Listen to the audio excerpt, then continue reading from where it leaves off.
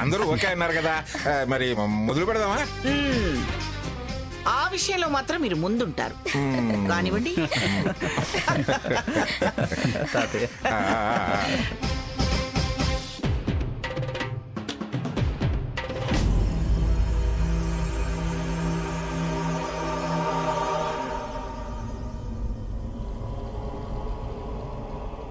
ఒరే, ఈ సంతోషమేరా నాకు ఆయుష్ పెంచేది.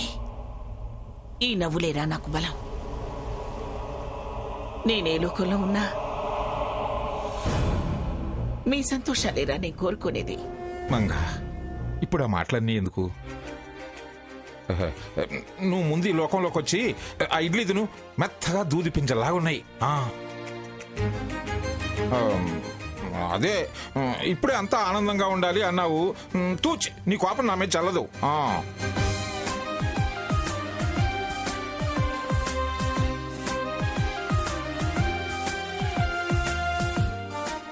అమ్మా సీత, ఒక్క 2 వడలి. సీత, వెళ్ళి వేయింగ్ మిషన్ పట్టరా.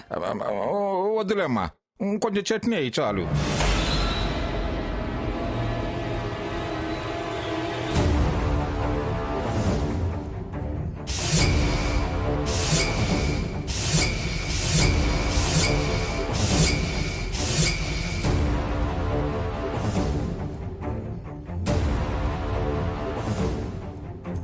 అక్కంత ముభావంగా మౌనంగా ఉందేంటి?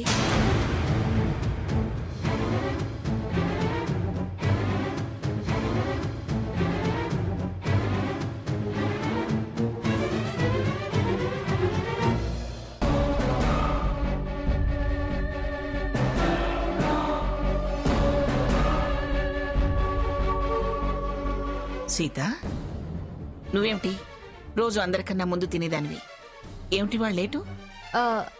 నాకు పెద్దగా ఆకలి అనిపించటం లేదు అమ్మమ్మ గారు, సహించటం లేదు.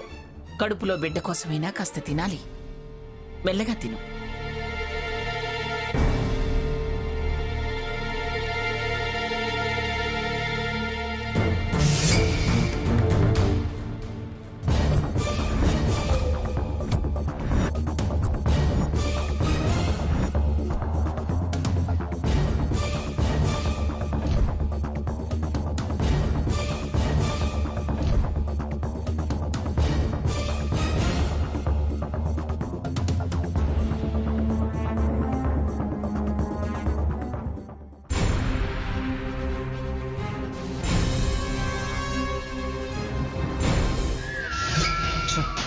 ఇదంతా మీ అక్క వల్లే జరిగింది. మా అక్క వల్ల? అవును, ఆవిడ నక్క బుద్ధే. ఎందుకు బావా అలా అంటావు? ఇంకా నీకు మీ అక్క గుణం అర్థం కావటం లేదా? అన్నయ్య అవార్డు అందుకోవటానికి వెళ్తానన్నాడు కదా, గ్రాని కుదరదంది కదా. అందుకే మీ అక్క పోలీసులకి ఫోన్ చేసి ఈ కత్తి నాటకం ఆడి మనల్ని ఎటు వెళ్లకుండా చేసింది. అమ్మమ్మే బావ వెళ్ళడం కుదరదు అంది కదా. అదే, అలా అనడమే తప్పయింది. వాళ్ళ ఆయన వెళతా అనగానే గ్రాని వెంటనే తన చైర్మన్ పదవికి రాజీనామా చేసో లేదా నన్ను ఎండీగా తొలగించో వాణ్ణి నామినేట్ చేసి పంపితే బాగుండేది అని వాళ్ళ ఉద్దేశం. అంత ఆశపడి ఉంటుందంటావా? లేకపోతే మన ప్రయాణాన్ని ఆపాల్సిన అవసరం ఎవరికి ఉంటుంది? పైగా పోలీసులు ఏం చెప్పారు? మన ల్యాండ్ లైన్ నుంచే ఫోన్ వచ్చిందని చెప్పారు. అవునా? మనం అందరం ఇక్కడే ఉన్నాం కదా. అక్క ఎప్పుడు ఫోన్ చేస్తుంటుందంటావు? ఆవిడ గారు తెల్లారక ముందే పూజలు దేవుళ్ళు అని లేస్తుందిగా.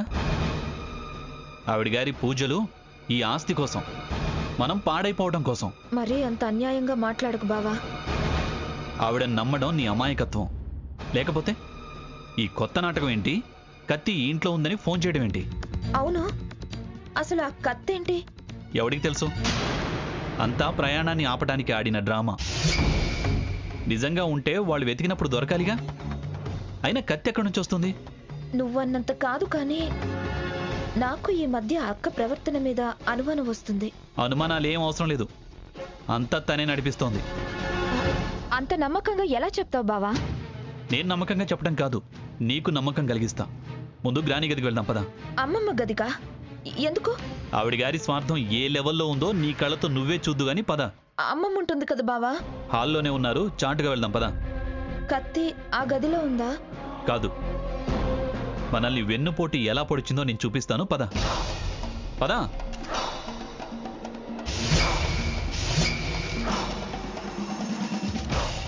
చూడు, బాగా కళ్ళు తెరుచుకొని చూడు.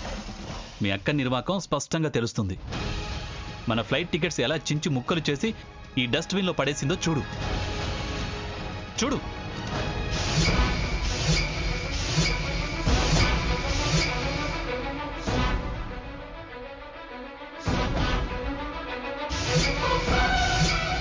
ఇప్పుడైనా నమ్మకం కుదిరిందా?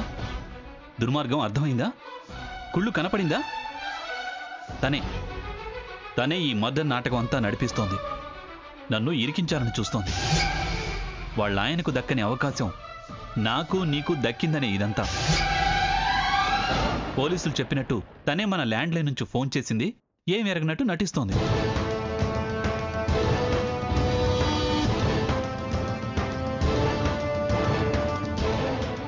అర్థమైంది బావా, నాకు పూర్తిగా అర్థమైంది. అర్థమైతే సరిపోదు, మనం చాలా జాగ్రత్తగా ఉండాలి. ఆవిడ గారి ఎత్తులు తెలుసుకుని ఎప్పటికప్పుడు పై ఎత్తులు వేయాలి. హంస కేసులో నేను కానీ నువ్వు కానీ దొరకకుండా జాగ్రత్త పడాలి. తనేదో మనకి మేలు చేసినట్టు నటిస్తూ వెనక మనకి తెలియకుండా పెద్ద గొయ్యి తీస్తోంది. నిజమే బావా, నాకు నిన్న కాస్త అనుమానం వచ్చింది. ఇవాళ అది నిజమైంది. ఏంటి అనుమానం వచ్చిందా? ఎలా? ఏ విషయంలో?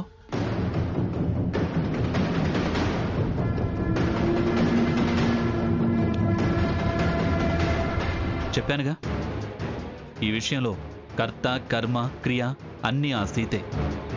మనం ఓ కన్నేసి ఉంచాలి. ఎప్పుడూ ఏమరపాటుగా ఉండొద్దు, చాలా అలర్ట్గా ఉండాలి.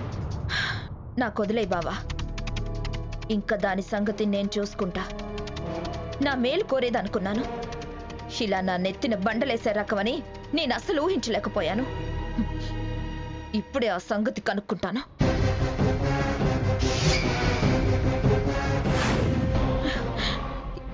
ఎందుకు ఎందుకు అక్క ఇలా బిహేవ్ చేస్తుంది? అక్క గురించి బావ చెప్పేది అంత నిజమేనా? అదే నిజమైతే వదలొద్దు, అక్కని ఊరికి వదలొద్దు.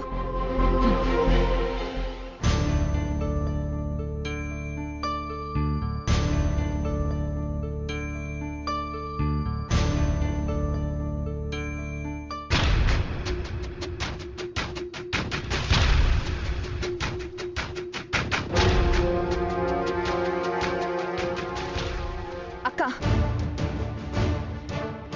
చిచి, అలా పిలవడానికి అసహ్యం వేస్తుంది. ఏంటి ఏమైంది? చేసిందంతా చేసి ఏమైంది అని అమాయకంగా అడుగుతున్నావా?